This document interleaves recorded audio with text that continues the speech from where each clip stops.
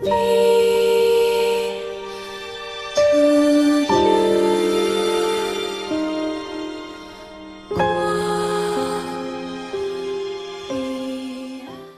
welcome back. Today we'll be talking about Drakengard 3.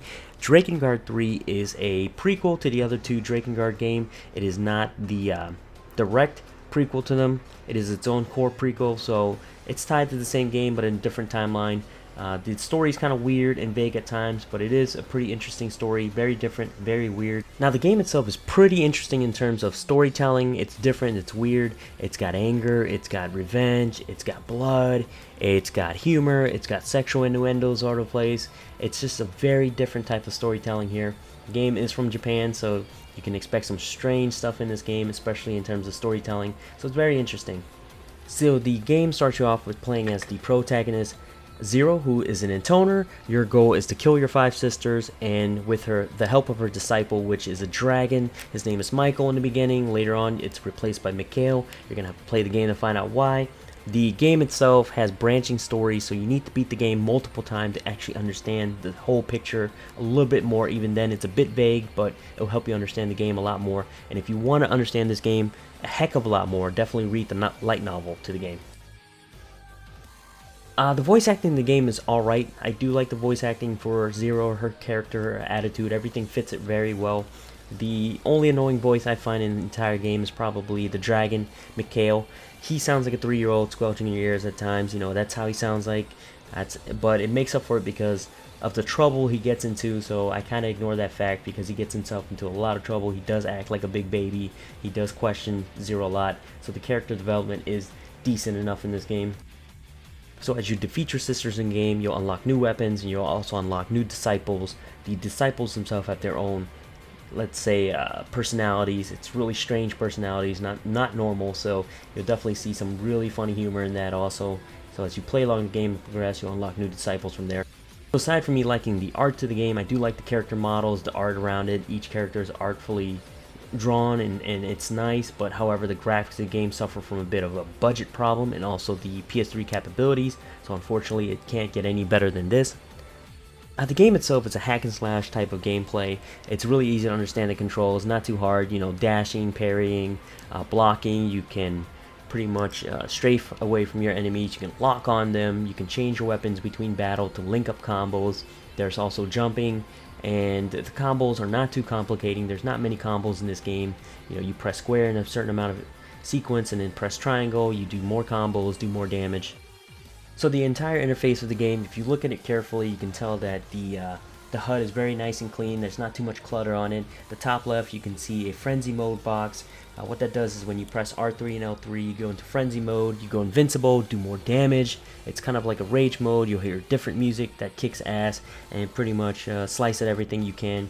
The technical problem with that is when you go into that mode and you target your enemy and go, you know, ape shit on your buttons, pretty much what's going to happen is you start losing focus on where your camera is and you lose focus of the action, so your camera goes crazy all over the place. So you got to watch out when you use that mode, but it is pretty fun to do that mode and it does help you in a lot of situations. On the top right of the game, you'll notice there's another box which shows you the map. That's pretty much the map of the game. The game takes place in the sand, the sea, the skies, you name it. I mean, most of the time you're going forward, slashing, hacking at your enemies and all these different great locations, and then pretty much you'll end up at certain locations where the game has to load, and what they do for that technique is they make you fight a certain amount of mob to unlock a certain door that you can go through, and once you go through that door, the game is loaded. To switch up the game a bit, they did add dragon riding in this game, especially for boss fights. Whenever you're fighting bosses, you fight them on your dragon. There's also certain times in certain battle places you can call your dragon in to help you because it gets pretty tough. So you definitely need to call your dragon in for those tough moments, especially when you're fighting, you know, bosses. But other than that, you know, that's the only time you get to see your dragon is when you're flying, when you're calling him in, or when you're fighting bosses. The thing I like about this game is that there wasn't just one weapon in the game. You start off with the sword. Sword is good, but you're going to end up with other weapons such as spear, which will help you break guard on enemy. There's also the bracers for close combat when you're in close places. There's also the chakra, which helps you aim at enemies from far distances. Not only that, but when you get to the shop in the game, you'll be able to buy new weapons, you'll be able to upgrade them, so it adds a bit of variety in there. There's also weapons that are hidden away in stashes that you find throughout the game. Aside from what I liked about the game, which is the art, I like the music, and the story to the game is pretty funny and hilarious at times. The problem with this game is that the combat, the gameplay itself is pretty mediocre. I didn't really get into it too much. I didn't like it too much. That's just me, preference-wise. Some people might enjoy this, some people won't. That's dependent on you, but you know, the combat felt very mediocre. The other thing that this game suffers from, aside from that mediocre gameplay, is the fact that every single level and missions in the game suffers from a huge FPS lag. Whenever you're fighting, you know, big mobs or big bosses and there's a lot of effects going off, the game slows down to almost like a 15 frames per second, and that could really mess with your gameplay because you're trying to land those combos or you're trying to do something. Next thing you know, you're lagging across the screen. You're like, dang, I can't control my character. So the game does suffer from a lot of that problem. Another thing that drives me nuts about this game is the AI that you get when you defeat your sisters later on in the game. You get these disciples that follow you.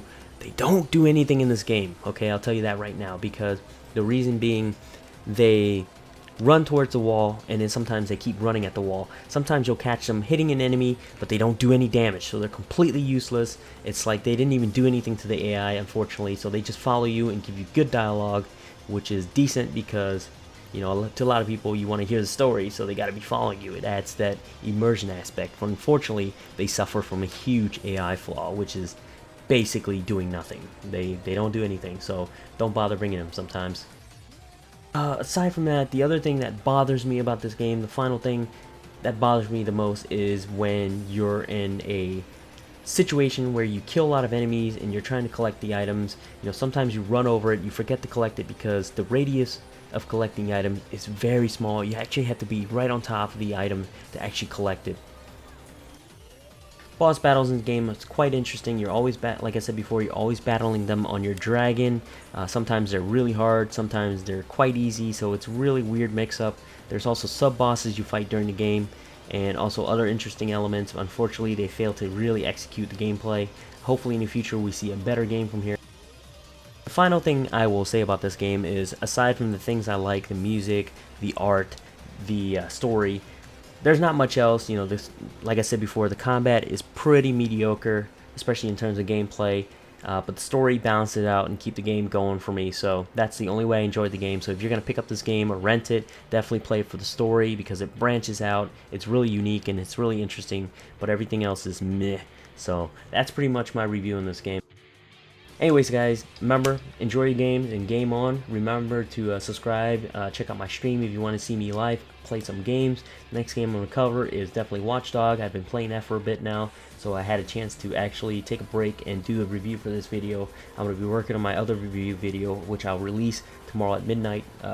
So see you guys then, and remember to game on.